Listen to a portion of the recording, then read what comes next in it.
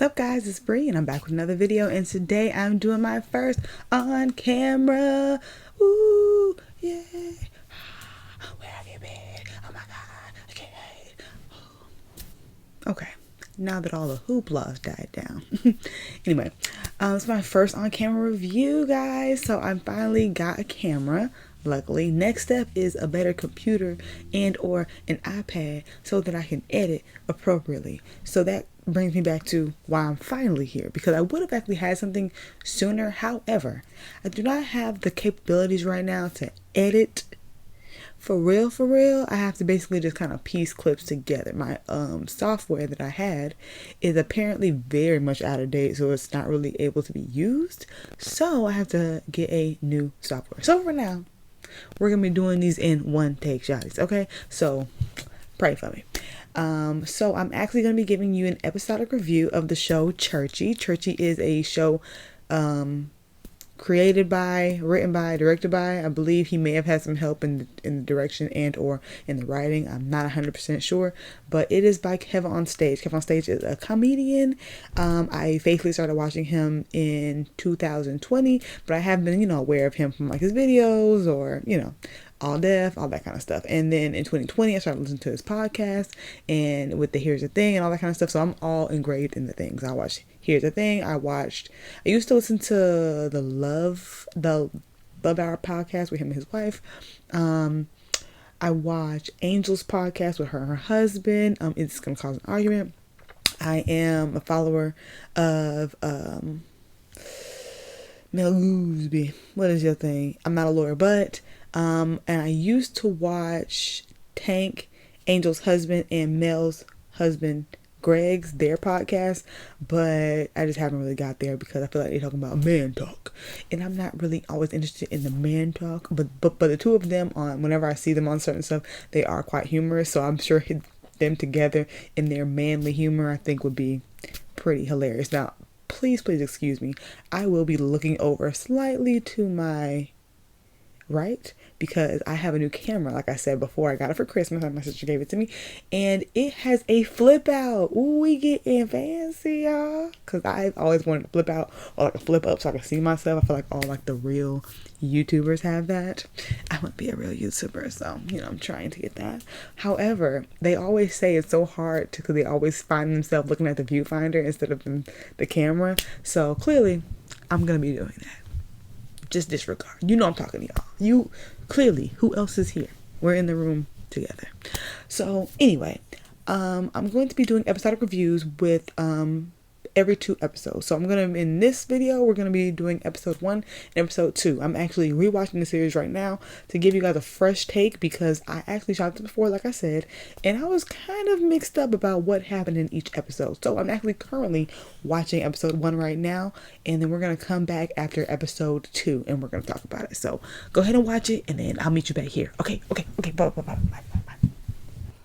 All right, guys. So we have watched episode 1 and 2. Let's get into it. Episode 1, we're introduced to everybody. Obviously, it's a pilot. It starts out with Corey Carr Sr. Preaching in the pulpit, and we also are introduced on the sidelines. Corey Carr, as in played by Kevin on Stage. He's playing Corey Carr Jr., the son to this pastor, I'm guessing, and he is under the impression that he's going to take over his father's church. We also see his fiance Keisha and his best friend Rodney. Now, I was watching this, and the whole time now, I've already seen the entire season. This is me just going back and watching it, but my whole thing I was questioning was, is Rodney and him just friends? Like, is that your best friend? Or, like, is that your cousin? How did y'all meet? I mean, I guess they'll probably say it or explain it later. But how long have y'all been friends? Like, because after a while, it started seeming like they were cousins. And, I mean, you can be best friends with your cousins, obviously. But it's like, I don't know. And then their dynamic was very familial, like siblings, but they didn't seem like siblings. And then he obviously wasn't calling his parents, even though he was calling his grandma, but he also would say like, hey, your parents this, your grandma that. But you do that sometimes with like your siblings. Like if my mom did something weird, I'll tell my sister, your mom did XYZ 1, 2, 3, because it's like her mom was doing the crazy stuff. My mom doing the crazy stuff. You know what I mean? But yeah, I was curious about that. But we introduced him, and basically he's under the impression that he's going to take over the church, and his dad is doing a grand announcement, dragging it out. Also,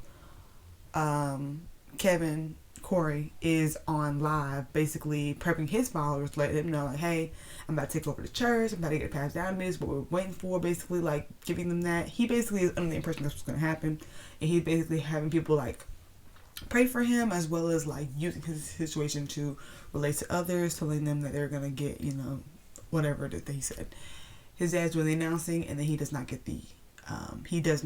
the church. He passes it down to his son in Christ, this other old dude, and it's like, what? And I guess it's to open up a satellite location. This is the mega church, and they are in Los Angeles, and I guess they're just getting another area. They don't say where this church is, but they do say where the new church is going to be, which is in Baldwin Hills. Doesn't really matter, but it's just background knowledge. So this is a mega church, and yeah, I'm with Corey, as in, why would you not give it to me? Who is this dude? Why would you not give it to me? And then, but I don't understand, why are you on stage, Corey? Ain't nobody even announced it to you yet. And then his reasoning, the dad's reasoning for not giving him the church is because, oh, you're not ready. You've never ministered to anybody personally. You never did any counseling. You never visited parishioners. You never did all this kind of stuff, blah, blah, blah, 1, 2, 3. And my thing is, okay, sure. But why has he not done that? Why has he not done that? Because my thing is, like, what is Corey's job in this church? Seems like he's over the social media aspect. He got that on lock, because he had 15,000 followers in the live before he even got embarrassed on stage. He had 15,000 followers on the live watching the church service. He seems to be very popular in the online community, especially in the church online community. In the church community, period, he's already, held in high esteem. But also within like the churches, and then within online too, he seems like to have it on lock. So, okay, he's in charge of that. But then it's like, why did you think you were going to get to church? Are you practicing under this? Did you go to school for theology? And we do find out, I think in the second episode, that he did go to school for theology. Great. So you're clearly licensed to do this, But why did you think you were ready to do this? Like, has he been preaching at Sunday services? Probably not all of them, clearly, because his dad is still the head pastor. But it's like, are you preaching at all? Are you a deacon at least? Are you a bishop? Well, he's not a bishop because his dad is a bishop. You know what I'm saying? Like, I don't know the tiers of pastordom, but have you any experience with that, saying that he doesn't? But I don't know. That was weird to me. But then also, if he needs all this experience, why would you not be preparing him? Why would you not be preparing to have your son take over the church? And I would even understand you not wanting to give him the Baldwin Hills one because you're ready to retire. You want to give that one to him. But why not give him the Baldwin Hills expansion church so that he can get that experience or build that church up? So that way when he goes to the head church, it's like, you know what I mean? Anyway, I thought that was weird. He didn't get that. They go to dinner, explain that, blah, blah, blah. He basically quits his dad's church and says, all right, I'm leaving. So then he's trying to find another church to go to. He made an announcement on his Instagram page that he is going to announce where he is going to be the new senior pastor with the blessing of his father, of course, gaslighting. And he, Keisha, and Rodney spend hours, about 4 hours, looking for somewhere to go. They call every church that they can. They're calling Potter's House. They're calling, like, they're name dropping places that if you really in a church like that, you should know, I guess. I'm not really in a church like that, so I don't know these names and the significant figures. The only person whose name I recognized was Jakes, which is, I know, Bishop T.D. Jakes' daughter. I do not remember her first name, but I know that there are churches called Potter's House. Anyway, he's calling everybody he can, and he even calls an old colleague, peer, who apparently asked him to come be a senior preacher a few years ago, to the point where when he rejected them, the lady was doing the pleasantries. Oh yeah, how you doing? Praise the Lord. Da, da, da, bless your heart. She's like, all right, cut the crap. Because what happened when you denied my offer, but not even letting me know. You didn't even give me the courtesy of a phone call. You decided to go online with your little musty little friend, dissing us. Why were you a crip for Christ? You was cripping for Christ with a wig on, by the way, because I definitely remember those episodes. He was in love with that wig, and I was like, "What is this for? What is the wig for?" Just because. But he used that wig to record that video of him, and for that to be 10 years ago, was that supposed to be your real hair, Corey's real hair, sir? Tyler Perry want his wig back. I don't like it at all. Excuse me. So he makes a video basically talking mad shit about this other church. Man, I would never want to go there. If I die, don't even bury me in that church. Don't even have my service there. First of all, why would they have your service there? Clearly you're going to have it at your father's church. But dang, you can't even have your funeral there? And now you calling back, asking for the job that they offered you. Like, everything good? And you didn't even apologize for the video? What you thought I forgot? That's why I saw you on stage getting embarrassed in front of your whole congregation and your online community because your daddy ain't believe in you and ain't give you the church. That's what you get. That's what you get. And I hope that egg on your face is dripping slow. Dripping slow. So I thought that was hilarious. Crippin' for Christ. I cannot. So his grandma also has been calling him most of the day, but he's been ignoring her. So when he finally does answer her, she tells him exactly what he needs to hear. Basically that the pastor at their church is gone. That he just left. He's been gone for a few weeks. So boom, that's perfect. Of course, that happens at the last minute. So they make the announcement on live. He's going to Lubbock, Texas. And this is after, and this is not after, this is before he tells his fiance Keisha. So the only person who knows about this is Rodney, because he was there when obviously the grandma called. So I was like, let's see how that goes. In Lubbock, Texas. Also, why would you not know that this is happening? But he hasn't been listening to his grandma. She's been calling. He's been ignoring her. So we only just kind of get the introduction and we get where the show is going. So first episode, okay, good introduction. I'm like, where's it going? Okay. And then we get to episode 2. I think episode 2 runs right into it. I think that's the best part about this being all the episodes were available immediately. And even now, clearly, because even if it wasn't, they're all up there now.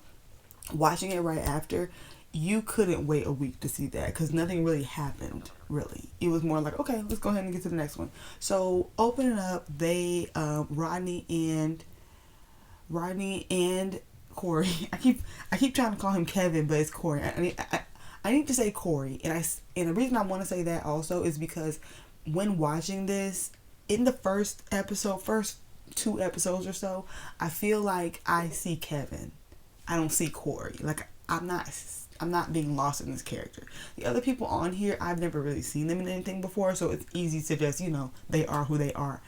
But Kevin is also still, I don't want to say new to acting because I'm sure he's acted in the past, but acting is not his strongest suit. And I've heard him in the past complain about not being able to get roles, and he's not sure what he's missing. And Angel, who is an actress, can see what he's missing, but I don't think it's necessarily easily conveyed to him. So it's something that you kind of have to just practice, I'm guessing. And then he also is the director on a few of these episodes. So it's kind of like he's trying to watch the whole show while also being in the show. And I think coming in and out of that can be difficult to do. But Corey and Rodney arrive in Lubbock, Texas to see the grandma. She's very excited to see them, of course. And they open up them going into the pastor's office. So it's only Rodney and Corey. They're in there. Oh my God, y'all. Oh my God, this is so great. He's getting footage. Rodney's recording him. Oh my God, y'all, this is my new office. Blah, blah, blah. And they're excited, and then someone comes in and he's like, hey, can I help y'all? And he's like, oh, nah, man, you can't help us, but we need to get help getting this furniture out of here, because what is this old stuff? We don't want none of this. We're going to have to go shopping. My new stuff's coming in later. We're going to have to clear this off. And he's like, okay. And then I think he makes a comment about something being old, and then he was like, who are you? My name is Pastor Stinney. Yeah, I'm the senior pastor here. Like, who are you guys? Oh, I forgot his grandma's name's grandson. And he's like, oh, okay. Yeah, she told me that there was no pastor here, and I figured I would come here to help, but clearly, I mean, if you're here, I mean, I'm just here to help. I'm so sorry for the confusion. I was under the impression that there was no pastor. And I mean, he's like, And it seems like he understands why the person would say that, why his grandma would say that, but all he's confused because he's like, why would she say that? Because clearly, I'm right here. That to me seems like some lore going on there.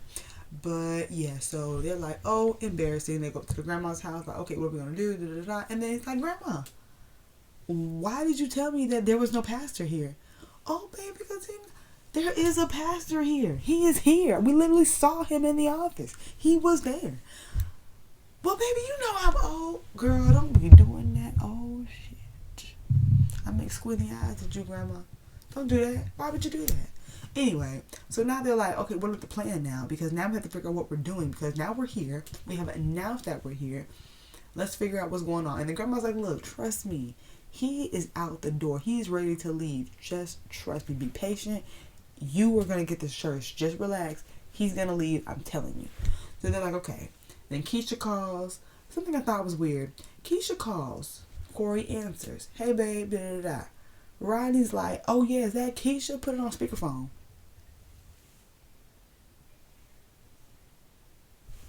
Why do I need to put it on speakerphone? That was weird. But, I mean, sure. And that's also ties back to what is their relation? Because my thing is, when we seen them two interact in episode 1, they were acting like he was acting like he doesn't like her in like a brother-sister way. Like you always have like a negative jab for her. But it's like, if this is your best friend and this is his girl, I don't know. I thought it was weird. I'm like, so I kind of want more explanation on the background of these characters. Like, where did y'all meet? How long have y'all been friends? Who knows who? Who has known who for how long? Because, like, it almost was coming off like Corey is the main friend. Rodney is friends with Corey, and then Keisha is engaged to Corey, but Keisha and Rodney are not friends. That's what it was giving. So now it's like, and then even as the series goes on, it's like, okay, so y'all two aren't friends because y'all aren't communicating, but it seems like y'all understand the significance the other person is to Corey. Watch it for yourself. But I was just kind of confused, and I kind of want some more information on their relationship. But anyway, so she's on the phone talking about how proud she is of him and wants to know, hey, can you send a picture of you at your desk with the plaque that I made you? Why did she make, those little desk placards? She made one for him that says Corey Carr Jr., Senior Pastor. So now he has to go back to the church and take a picture for his girlfriend. And in the first episode, Corey's dad said, you are not ready because all you got to do is play on that phone. And of course, Rodney being the insert relation here, I'm going to say brother that he is, friend that he is, he makes a jab at him and says, I think your dad was right. All you doing is playing on that phone. Man, why would you say that? Why would you say that right now? Because you going over there to take a picture. Mind you, just found out that you're not even going to be able to be the pastor there. We need to figure out what we're going to do. You over there want to take a picture. Well, did he lie? Was that incorrect? I don't know. So Corey heads back over there to take the picture. He runs into the church mother, Mother Jean.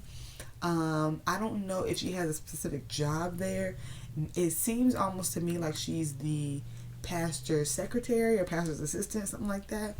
And she runs into him, and she seems like, who is this young man? What do you want? What is your purpose here?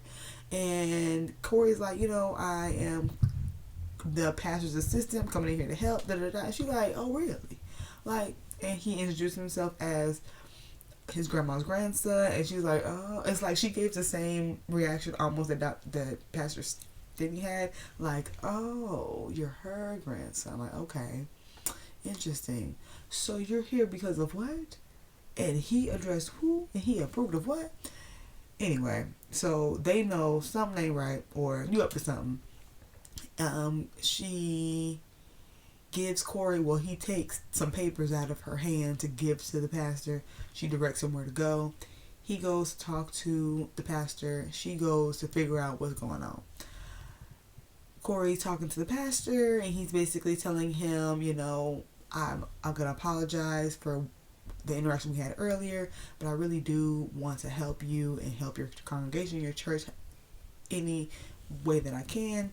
I'm basically here to help you out. So if you want to take some time off, you want to take some breaks, or just help to lighten your load, because I know you have, some counseling things to do today. You have some people you need to come speak to. You have any church sermons you don't want to do, stuff like that. So he is being super helpful. Oh my God, no, I am so sorry. I definitely am only here to help, but let me know how. And I'm here to lighten your load. I'm really here to help you. I can lighten your burdens. If you need me, do a few counseling sessions, I can do that. Psh, I got you. You need me to preach on Sunday? I got you. Hey, and I also can do social media. I'm very, very good at that. I already have a following. So if you guys want to, set something up, I got you. I can bring you into the future. That's what Corey's saying. And Pastor Stinley's like, these are the words I needed to hear. I have never taken a break. So that also confuses me, because I want to know, was he really gone for a few weeks? Was he really taking some breaks? Or, as we'll find out, was the grandma confused? So Pastor Stinney allows this. He can see that, this young man does want to help. Let me see if I can, try him out. Let's see. So he does want to take some time off. You can tell that he is tired. He is an older man. He doesn't seem as old as Corey's father, though, but he does seem like an older man starting to get up there. But he kind of wants some time off. So he is like, okay, I'll try you out. I'll give you some people that you can kind of work with. I can tell you something that you can do. And yeah, that's what he does. So he sends Corey on some errands. He decides to, first he starts doing counseling sessions. His first counseling session is with a young man whose age I'm also confused by. Now, I want to understand the ages of some of these people just so I have a better understanding of how to take their character and what their character is doing. This young man that he is sitting with, to me personally, me Bree, he looks like he's probably between 17 and 19 years old. Maybe 20, 21 if we want to be technical. But for his character being a teenager, I'm going to say between 17 and 19. But he comes in there, basically, he's calling him a nigga. It was a nigga. Hey, you can't say nigga in the house of the Lord.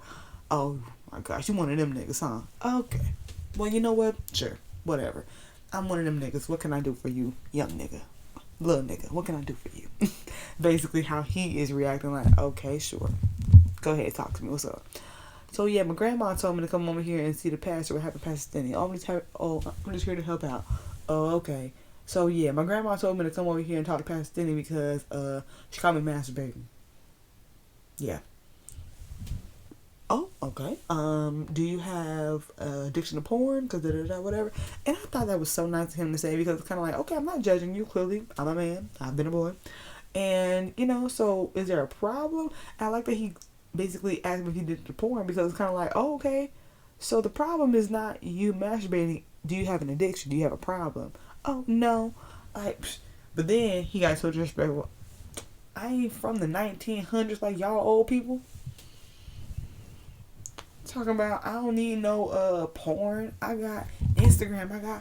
I got Megan Thee Stallion and Cardi B and Instagram, basically they posting whatever. And when I seen that, I was just like, oh yes, great. That's what he was doing. So he was just like, oh yes. And apparently, and I didn't like the writing here. He was like, I painted the walls with all my socks, something like that. Basically, he came in a whole bunch of socks. Now, a side note, because I used to see this in a lot of movies, like them talk about this. Did guys really masturbate into a sock? And I can understand why you're doing this. I get it. But do people really do that? Because are you masturbating with the sock on your whole penis? Like, is the sock on the penis? And then are you using the penis to stroke?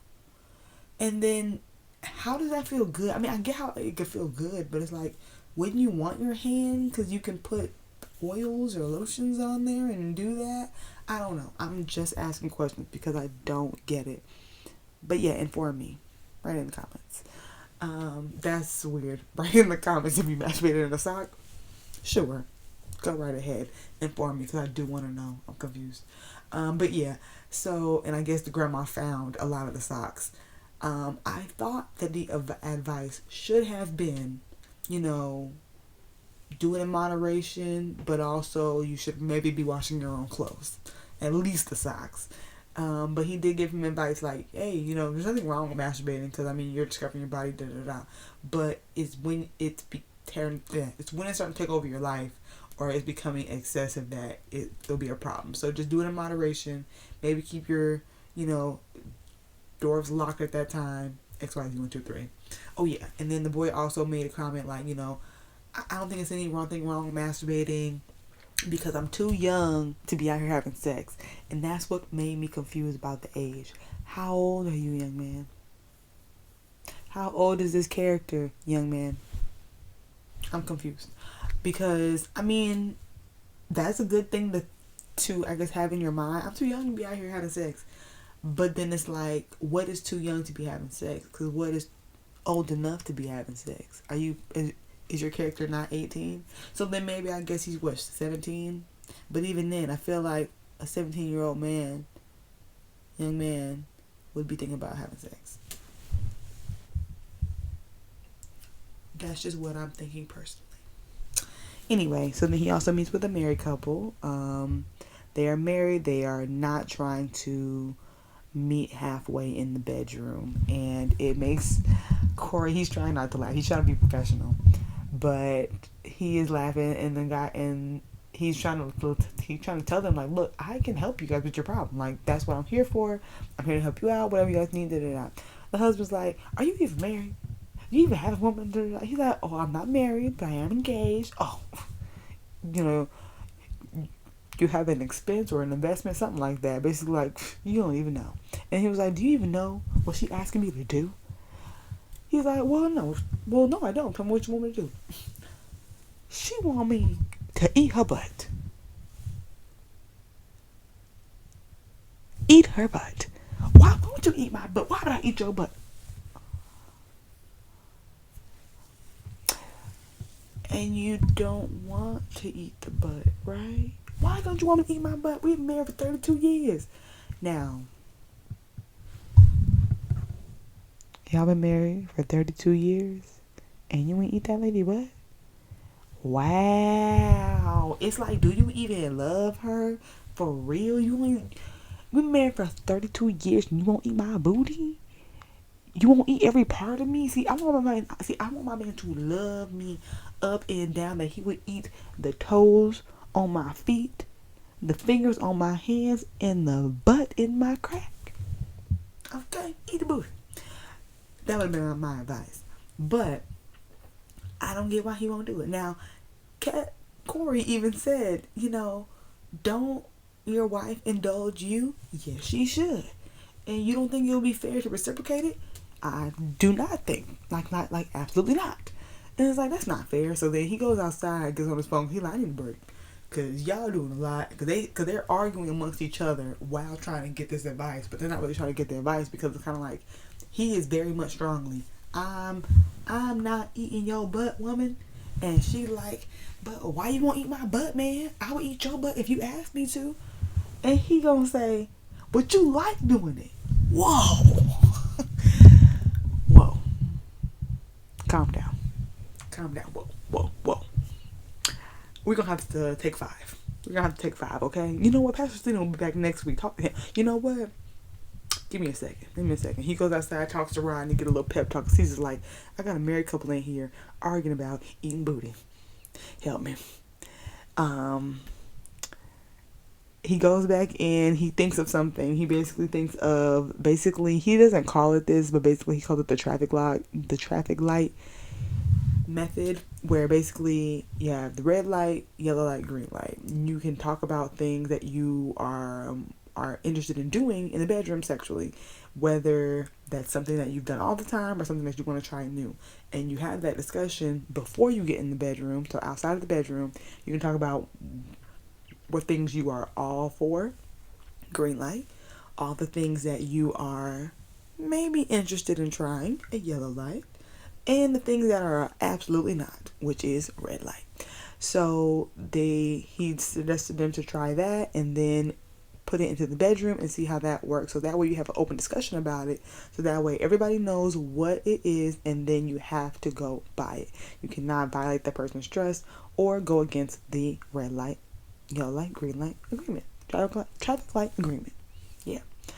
And then meanwhile, when Corey hangs up the phone with Rodney is about to get up, and Grandma coming out the room with her boobs exposed and her robe on. He like, you ain't gonna cover yourself up for company, boy, you ain't company. So is this the grandma's? Like, who is this boy? Anyway, you ain't company. Now mind you, she only had a boob out with the bra on, so she really didn't expose anything. I thought it would have been more funny if her whole robe was open and you could at least just see like top to bottom. I thought that would have been more hilarious personally, but I get it. But she like, look, this is my house. Y'all staying here rent free. Y'all gonna see what y'all gonna see. Period. And then Rodney's like, tells Corey after the fact, like, look, your grandma was out here with Savage J. She was looking real good. Da da da. I couldn't tell if he was joking or not. I'm pretty sure he was joking, but it's like, I'm watching you. I am. I thought that was kind of humorous. He then goes and does some errands for some people, cuts grass, plays chess, feeds a lady. I thought it was a really nice montage while you can basically like get to know some members of the congregation and kind of have them test them out. And I feel like a few of them were just testing him with some of the stuff, because that woman in the wheelchair, she may have been disabled in some way, shape, or form.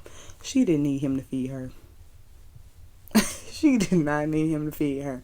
The man playing chess, I thought that was cute. They were just trash talking each other. That older couple who was mowing the grass, why are you on live mowing the grass? And I want to say that those were his actual grandparents. I feel like that woman looks very, very familiar to me. That may be his real grandma, but I don't know 100%. I didn't look at the credits, so I may have to go back and check. But I think those are his real grandparents. He wanted to put them in there real quick. I thought that was cute. And this old white man talking about, I don't need you to walk the dogs, but you can pick up the poop. Sir, they make things for that. Like little handheld, you can just grab it and put it in the Okay. So that's why I think them people was just testing him. But Rodney helped him out on the last few of them. Not really helping by doing, but more just being there for more support.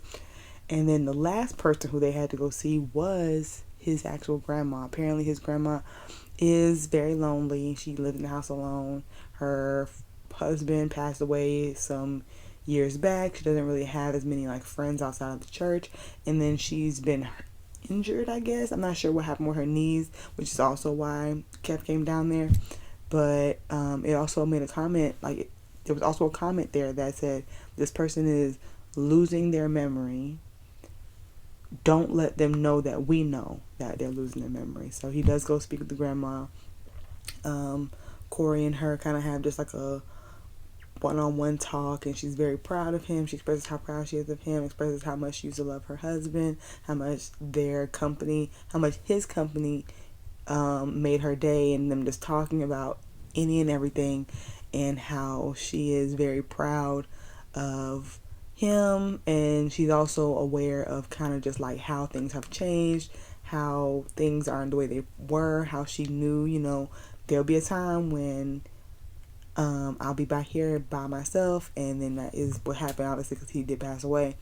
But how she's been just very, very lonely, and that she basically tells him, I know my place. This is something that happens as you get older. You understand your place. I appreciate that you're here basically to help me, but I also don't want to take up all your time. I guess she was, because Corey was like, I'm here now, Grandma. The two of us can just hang out. Two of us can do this. And she's like, look, you're about to be somebody's husband, okay? And I'm so proud of that for you. And I think that's just like, that's where you're supposed to be now. You need to be there. I have my place. I know where I am, but also you're going to have your role too. And that's great. And then she also lets him know that I know why you're here. And she's like, oh, because you're part of the congregation. Da, da, da. Well, that can be true, but my memory's not that great. I forget things. I don't remember details. But when I'm at the church, I remember everything. I know details. I know the specifics. Like, I am on top of it, but I just feel like I can't really, keep it together. And she kind of breaks down and he consoles her. And lets her know, look, Grandma, I got you, okay? You don't have to remember everything. That's why I'm here. I'm here to remember stuff for you. Like, I got you. Like, no matter what. And they embrace, I got you, you got me.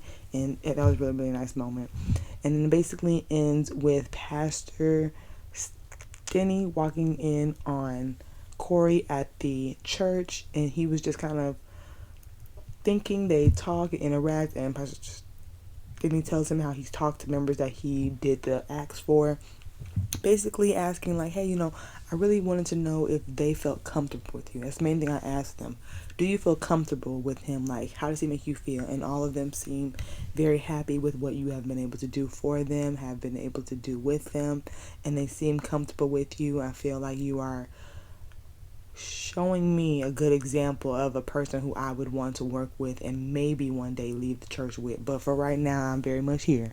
But I very much enjoy you being here, and I thank you for the help that you are giving me. And I feel like they kind of came to a little agreement, and I see slowly but surely Corey is making his way into this church community. So I think it's a very good way to end the second episode, kind of like a quick introduction, and then boom, we're getting in there. And then, even though he is there for his own reasons, his own selfish needs, you can say, he does have a good heart. He is committed to doing these things because he knows this is what I have to do to show this guy I got this.